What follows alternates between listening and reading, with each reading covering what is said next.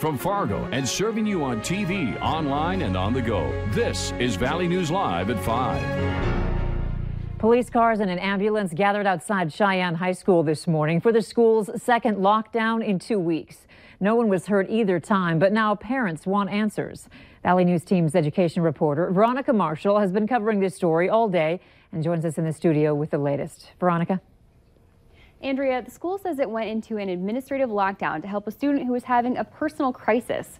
Students who were inside the building tell us they heard banging and shouting during the incident, and one says their teacher locked the door and turned off the lights. West Fargo School says that didn't happen and that administrative lockdowns only ask teachers to close their classroom doors and keep students out of the hallway. The district says the lockdown was put in place to protect the privacy of the student having the crisis.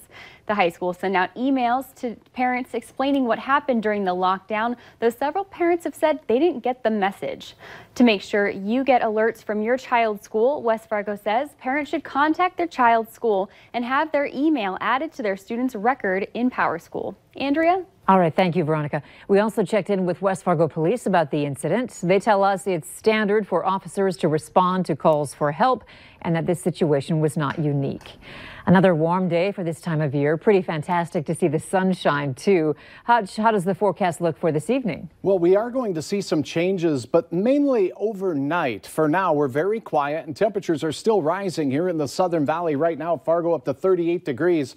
44 in Jamestown, and it is 30 in Grand Forks. We did see some warmer weather today in northwest Minnesota with temperatures near freezing. We'll slip down to the 20s and have fairly stable temperatures as we go through the overnight, though. I'm expecting an increase in clouds, and don't be surprised that some of us see some mixed precipitation and patchy fog to begin our morning tomorrow. All in all, it looks like our warm weather, extremely warm weather, is going to be a thing of the past. I'll have details on some snowflakes in our forecast coming up in a moment. All right. Thanks, Hutch. You bet.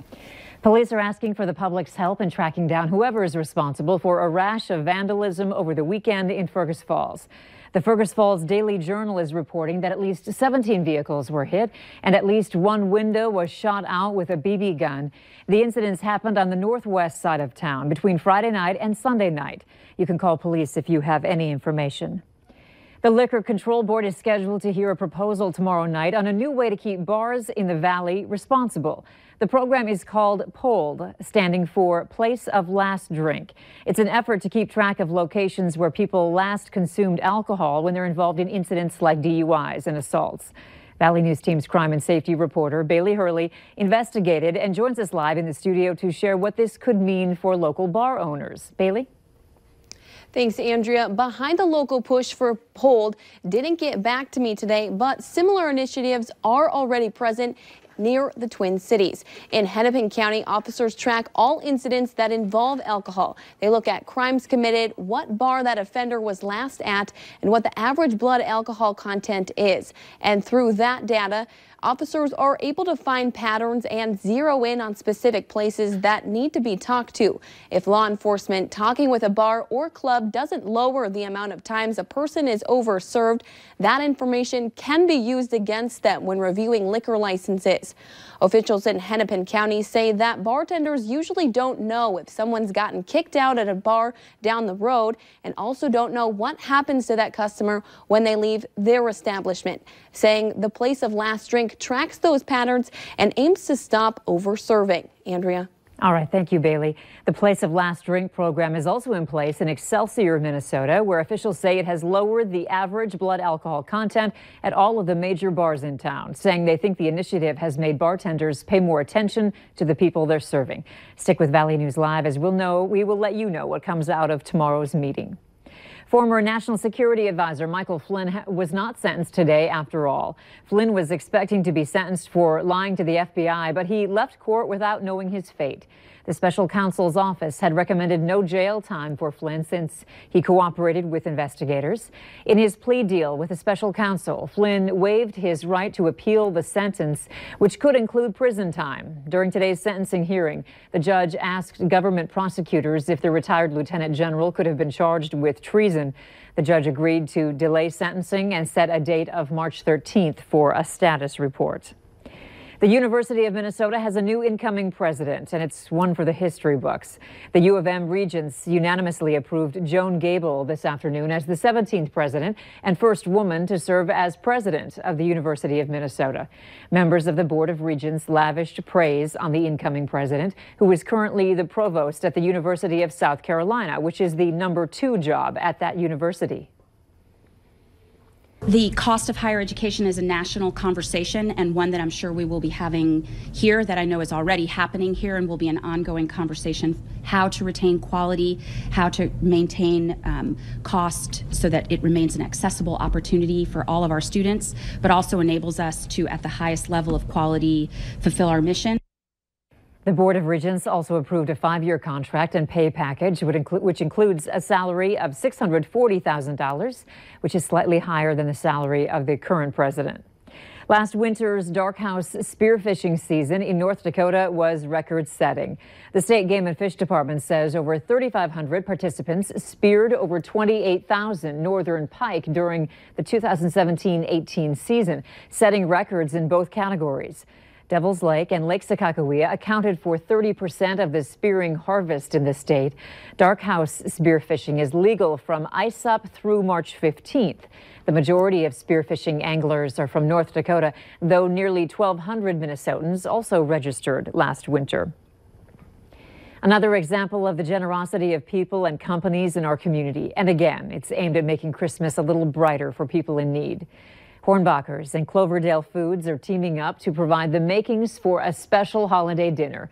They're providing hams for the Salvation Army's holiday food boxes. In all, there are more than 1,100 hams valued at more than $17,000. This giving is becoming quite a tradition, one that's been ongoing for a dozen years.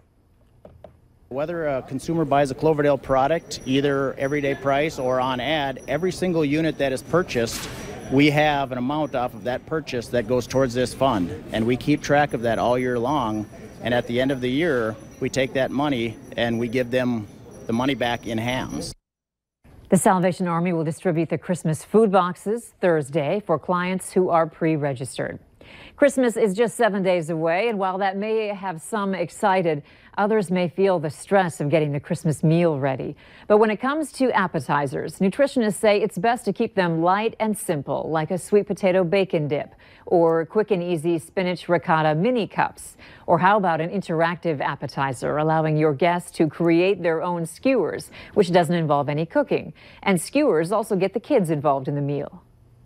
Because you're creating these holiday traditions, so you want to involve the kids and they want to feel included in what's going on, but also maybe getting them to try new foods, getting them to venture outside of their comfort zone a little bit, get creative is really important too.